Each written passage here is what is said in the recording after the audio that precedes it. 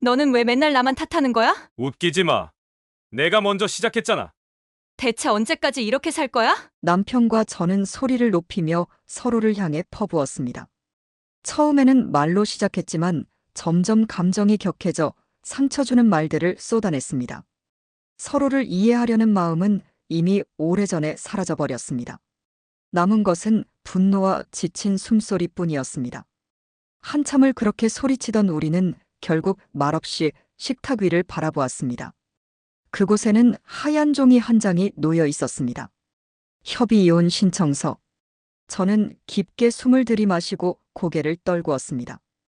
아무 말도 할 수 없었습니다. 그저 우리 사이가 이렇게까지 멀어졌다는 사실만이 가슴 깊이 파고들었습니다. 저는 김소연입니다. 올해 38살이 되었고 작은 출판사 기획팀에서 일하고 있습니다. 결혼한 지는 11년이 되었으며 남편과 함께 9살 된 딸 하나를 키우고 있습니다. 처음 남편을 만났을 때 저는 세상을 다 가진 것 같았습니다. 따뜻한 커피 한 잔을 나누며 웃었고 비 오는 날 같은 우산을 쓰고 걷던 기억이 아직도 선명합니다. 그때 저는 믿었습니다. 사랑만 있으면 어떤 어려움도 이겨낼 수 있을 것이라고 생각했습니다. 그러나 결혼 생활은 생각보다 훨씬 고되고 복잡했습니다. 바쁜 일상 속에서 서로를 이해하기보다는 기대하고 기대가 어긋나면 실망하고 그 실망이 쌓여 서운함으로 번졌습니다. 아이를 키우며 늘어난 책임감은 우리를 더욱 지치게 했습니다. 사소한 말 한마디에도 쉽게 상처를 주고받았습니다. 언제부턴가 우리는 대화를 피하기 시작했습니다. 말을 꺼내면 곧바로 싸움이 되었고 침묵이 차라리 편안하게 느껴졌습니다. 애써 외면했지만 마음속 거리감은 분명히 벌어지고 있었습니다. 그리고 오늘 우리는 결국 같은 식탁 앞에 마주 앉아 아무 말 없이 이혼 서류를 바라보고 있었습니다. 남편과의 싸움은 어느 순간부터 특별한 이유가 없어졌습니다. 처음에는 집안일 분담 문제로 시작했습니다. 서로 바쁜 가운데 왜 나만 힘든가 하는 억울함이 쌓이기 시작했습니다. 그러나 시간이 지나면서 싸움의 내용은 점점 희미해졌습니다. 싸우는 이유를 묻는 것조차 지치게 되었습니다. 집 좀 치워. 도대체 집에 있으면서 뭐 하는 거야? 나도 일하고 와서 힘들어. 너만 힘든 줄 알아. 서로의 피로를 이해하기보다는 자기 힘듦만 내세우기 바빴습니다. 아이 앞에서도 목소리를 높이는 일이 잦아졌습니다. 딸아이는 소파 한 구석에 몸을 웅크리고 있었지만 그 모습조차 당시에는 제대로 보지 못했습니다. 작은 틈은 시간이 지날수록 깊은 골이 되어갔습니다. 늦은 퇴근 후 쌓여있던 설거지를 보고 터진 말다툼은 다음 날 아침까지 이어졌습니다. 출근길에도 서로 차갑게 외면했고 집에 돌아와서도 마주 앉지 않았습니다. 나는 가끔 이런 생각을 했습니다. 지금 이 사람과 사는 것이 맞는 걸까? 내가 참으면 괜찮아질까? 하지만 참는 것에도 한계가 있었습니다. 서로를 위해 참고 있다는 생각은 금세 왜 나만이라는 억울함으로 변했습니다. 그 억울함은 독처럼 마음속에 스며들었습니다. 어느 날 남편이 무심하게 던진 한마디가 결정적이었습니다. 넌 진짜 아무것도 제대로 하는 게 없어. 그 순간 머릿속이 하얘졌습니다. 서운함도 분노도 슬픔도 느껴지지 않았습니다. 그저 이 사람이 나를 사람으로 대하지 않는다는 생각만이 또렷했습니다. 나는 천천히 고개를 끄덕였습니다. 그리고 조용히 마음속에 결심했습니다. 이제는 끝내야겠다. 이혼을 결심하는데 오랜 시간이 걸리지는 않았습니다. 더 이상 서로를 위해 참고 이해하려는 마음은 남아있지 않았습니다. 남편과 저는 냉랭한 얼굴로 협의이혼 서류를 받아왔고 마치 무거운 짐을 내려놓는 사람처럼 서둘러 도장을 찍었습니다. 언제 법원에 갈 건데? 다음 주 월요일. 짧고 건조한 대화 끝에 남편은 방으로 들어가 버렸습니다. 거실에는 찬 공기만이 가득했습니다. 저는 텅 빈 식탁에 홀로 앉아 마주 보이는 벽을 멍하니 바라보았습니다. 이렇게 허무할 줄은 몰랐습니다. 서로를 아프게 하면서도 마지막 순간에는 이렇게 담담할 줄 몰랐습니다. 가슴 한쪽이 서서히 얼어붙는 느낌이 들었습니다. 그날 밤 저는 늦게까지 잠을 이루지 못했습니다. 침대에 누워 천장을 바라보다가 문득 조심스러운 발소리를 들었습니다. 엄마. 딸아이가 방문 앞에서 서성이고 있었습니다. 작은 손에는 구겨진 종이 한 장이 들려 있었습니다. 왜, 무슨 일이야? 조심스럽게 묻자 아이는 말없이 종이를 내밀었습니다. 저는 그 종이를 받아들었습니다. 밤하늘을 연필로 서툴게 그린 그림 위에 삐뚤빼뚤한 글씨가 적혀 있었습니다. 엄마 아빠 싸우지 마세요. 저는 엄마 아빠가 같이 웃는 걸 보고 싶어요. 저는 혼자 남는 거 싫어요. 순간 심장이 덜컥 내려앉았습니다. 손끝이 떨렸고 눈앞이 흐릿해졌습니다. 아이의 작은 종이 한 장이 제가 잊고 있었던 모든 것을 다시 끄집어내는 것 같았습니다. 아이를 보았습니다. 작은 어깨를 움츠린 채 고개를 숙이고 있었습니다. 그 모습이 너무도 작고 연약해 보였습니다. 괜찮아, 잘했어. 저는 억지로 웃으며 아이를 안아주었습니다. 하지만 아이는 아무 말 없이 제 품 안에서 조용히 울었습니다. 아이가 잠든 후 저는 거실로 나왔습니다. 아이의 편지를 식탁 위에 올려놓고 한참 동안 바라보았습니다. 어쩌다 이렇게 되어버린 걸까? 서로를 이해하지 못한 채 쌓아온 상처들은 결국 사랑하는 아이의 마음에까지 깊은 흉터를 남기고 말았습니다. 그날 밤 남편도 거실로 나왔습니다. 우리는 말없이 마주 앉았습니다. 오랫동안 대화하지 않았던 두 사람이 처음으로 침묵 속에서 같은 것을 바라보고 있었습니다. 남편 역시 아이의 종이를 가만히 들여다보았습니다. 표정 하나 없이 굳은 얼굴이었지만 그의 손이 살짝 떨리고 있는 것을 저는 놓치지 않았습니다. 우리 너무 멀리 왔구나. 남편이 낮게 중얼거렸습니다. 저는 대답하지 않았습니다. 다만 가슴 깊은 곳에서 같은 생각을 하고 있었습니다. 우리는 서로에게 상처만 남긴 것이 아니었습니다. 가장 지키고 싶었던 존재에게도 아물기 힘든 아픔을 주고 말았습니다. 그리고 깨달았습니다. 이 싸움의 끝에 있는 것은 이혼 서류가 아니라 딸아이가 흘린 이 눈물이라는 것을. 다음 날 아침 저는 아이가 건넨 편지를 조심스럽게 가방에 넣었습니다. 아무 일도 없는 척 출근 준비를 했지만 마음속 깊은 곳에서는 파도가 일렁이는 듯했습니다. 회사에서도 일에 집중할 수 없었습니다. 모니터를 바라보면서도 자꾸만 어젯밤 아이의 편지가 떠올랐습니다. 저는 혼자 남는 거 싫어요. 짧은 문장이 가슴 한가운데를 파고들었습니다. 점심시간 저는 결국 조용한 카페에 앉아 편지를 다시 꺼냈습니다. 구겨진 종이 위에 남겨진 아이의 마음이 너무나 선명했습니다. 어떻게 이렇게 중요한 것을 외면하고 있었을까? 어떻게 아이가 느낀 두려움을 이렇게 오랫동안 모른 척할 수 있었을까? 눈물이 쏟아질 것 같아 고개를 숙였습니다. 사람들이 많은 카페 한켠에서 저는 겨우 눈물을 삼켰습니다. 그날 퇴근 후 집에 들어서자 남편이 거실에 앉아 있었습니다. 서로 어색하게 눈이 마주쳤지만 이번에는 피하지 않았습니다. 잠깐 얘기할 수 있어? 제가 먼저 말을 꺼냈습니다. 남편은 조용히 고개를 끄덕였습니다. 우리는 마주 앉았습니다. 식탁 위에는 여전히 어젯밤 아이가 그린 편지가 놓여 있었습니다. 나 잘하고 있다고 생각했어. 남편이 먼저 입을 열었습니다.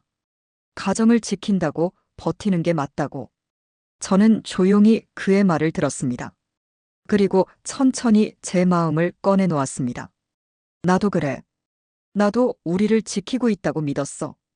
그런데 결국 서로를 아프게만 했어. 서로를 탓하지 않는 대화가 오랜만이었습니다. 우리는 조심스럽게, 아주 조심스럽게 지난 시간들을 이야기했습니다. 남편은 일이 힘들다고 털어놓았습니다. 회사에서는 말할 수 없는 스트레스를 견디고 집에서는 아내에게 인정받고 싶었다고 했습니다. 저는 외로웠다고 말했습니다. 바쁜 남편을 이해하려 했지만 결국 내 마음속 공허함을 외면하지 못했다고 고백했습니다. 처음으로 우리는 서로의 아픔을 들었습니다. 서로의 상처를 알아차렸습니다. 그리고 이해했습니다. 서로가 서로에게 기대려 했던 그 마음조차 결국 사랑이었다는 것을. 긴 대화 끝에 남편이 조심스럽게 물었습니다. 우리 한 번 더 노력해 볼 수 있을까? 저는 한참 동안 대답하지 못했습니다. 그저 아이의 편지를 다시 바라보았습니다. 그리고 아주 조심스럽게 고개를 끄덕였습니다. 우리 다시 시작해보자. 남편의 눈가가 붉어졌습니다. 저도 울컥하는 마음을 억누르며 미소 지었습니다. 편지 한 장이 우리를 다시 붙잡았습니다. 가장 아픈 곳을 찔러왔지만 그 아픔이 결국 벽을 무너뜨렸습니다. 우리는 아직 완벽하지 않았습니다. 하지만 처음으로 다시 손을 잡을 준비가 되어 있었습니다. 우리는 다시 시작하기로 했습니다. 하지만 다시 시작한다고 해서 모든 것이 단번에 바뀌는 것은 아니었습니다. 다음 날 아침, 저는 습관처럼 남편에게 말을 걸까 망설였습니다. 괜히 어색해질까 두려웠습니다. 남편도 마찬가지인 듯 보였습니다. 어색한 침묵 속에서 둘 다 머뭇거렸습니다. 그러나 그날 밤 남편이 조심스럽게 말을 건넸습니다. 같이 산책할래? 짧은 제안이었지만 제 마음을 따뜻하게 만들기에 충분했습니다. 저는 고개를 끄덕였습니다. 아이와 함께 집 앞 공원을 걸었습니다. 밤 공기가 아직 쌀쌀했지만 이상하게도 마음은 오랜만에 편안했습니다. 아이도 신이 나서 이리저리 뛰어다녔습니다. 엄마, 아빠, 손잡아. 아이의 천진난만한 목소리에 우리는 동시에 웃었습니다. 서툴지만 우리는 아이의 손을 잡고 함께 걸었습니다. 그날 이후 우리는 작은 규칙을 만들었습니다. 하루에 10분만이라도 서로의 이야기를 듣는 시간. 화가 날 때는 잠시 말 대신 숨을 고르는 약속. 작은 변화였지만 매일매일 쌓여갔습니다. 남편은 가끔 퇴근길에 작은 꽃 한 송이를 사오기도 했고, 저는 아이와 함께 남편을 위해 저녁상을 조금 더 정성껏 차리기도 했습니다. 물론 완벽하지 않았습니다. 때때로 예전처럼 짜증이 튀어나오기도 했고, 감정이 상하는 일도 있었습니다. 하지만 이제는 서로를 탓하기보다 조금 더 이해하려고 노력했습니다. 어느 날 남편이 제게 물었습니다. 소연아, 우리 다시 가족 사진 찍을까? 그 말에 가슴이 울컥했습니다. 아이를 품에 안고 사진관을 찾아갔던 아주 오래전 그날이 떠올랐습니다. 그래, 우리 다시 찍자. 사진관 앞에서 아이는 환하게 웃었습니다. 남편도 어색하게 웃었고 저도 자연스럽게 따라 웃었습니다. 찰칵 카메라 셔터 소리가 울렸습니다. 그 순간 저는 깨달았습니다. 완벽하지 않아도 괜찮다는 것을, 서툴러도 넘어져도 다시 일어서면 된다는 것을, 다시 시작한다는 것은 용기가 아니라 사랑이라는 것을. 그리고 저는 느꼈습니다. 우리는 진심으로 다시 걸어가고 있다는 것을. 시간은 빠르게 흘렀습니다. 처음에는 서로를 조심스럽게 대했던 우리 가족은 조금씩 자연스럽게 웃고 대화하는 시간이 늘어나기 시작했습니다. 아침 식탁에서는 아이가 학교에서 있었던 일을 신나게 이야기했습니다. 남편은 그 이야기에 귀를 기울였고 저는 그 옆에서 따뜻한 차를 따라주었습니다. 오늘 선생님이 나 칭찬했어. 아이의 목소리에는 신이 가득 담겨 있었습니다. 남편은 웃으며 아이의 머리를 쓰다듬었습니다. 우리 딸 정말 잘했네. 그 모습이 어쩐지 낯설면서도 따뜻하게 느껴졌습니다.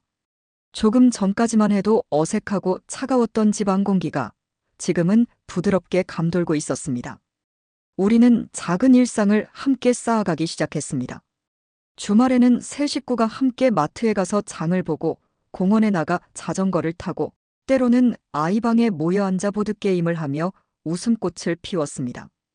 엄마 아빠가 같이 있어서 너무 좋아. 아이의 말에 나는 가슴이 찡했습니다. 아이의 웃음이 이 집을 다시 집답게 만들어주고 있었습니다. 우리가 무너뜨렸던 것들을 다시 하나씩 쌓아 올리고 있었습니다. 물론 완전히 예전처럼 돌아간 것은 아닙니다. 서로의 상처는 여전히 마음 한구석에 남아 있었습니다. 하지만 이제는 그 상처를 외면하지 않고 함께 껴안고 살아가는 방법을 배우고 있었습니다. 남편도 달라졌습니다. 화가 날 때는 먼저 자리를 피해 감정을 식히려 노력했습니다. 저도 남편의 말을 끊지 않고 끝까지 들으려 애썼습니다. 그 작은 변화들이 모여 우리를 조금씩 단단하게 만들어주고 있었습니다. 어느 일요일 오후 아이가 갑자기 말했다. 우리 캠핑 가자. 남편과 저는 잠시 서로를 바라보다가 웃었습니다. 좋아. 준비해보자. 서툴게 텐트를 치고 불을 피우고 아이와 함께 밤하늘을 바라보았습니다. 별빛이 쏟아지는 하늘 아래 우리는 서로의 손을 맞잡고 앉아 있었습니다. 그 순간 저는 확신했습니다. 가족이라는 것은 어떤 완벽함이 아니라 서로를 포기하지 않는 마음이라는 것을. 우리는 다시 가족이 되어가고 있었습니다. 조금씩 천천히 그러나 분명하게. 1년이 지났습니다.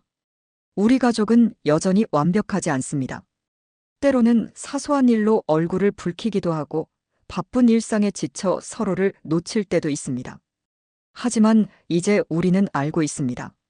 서로를 다투는 대신 다가가는 법을 배웠고 상처를 숨기는 대신 솔직하게 꺼내 보일 수 있게 되었습니다.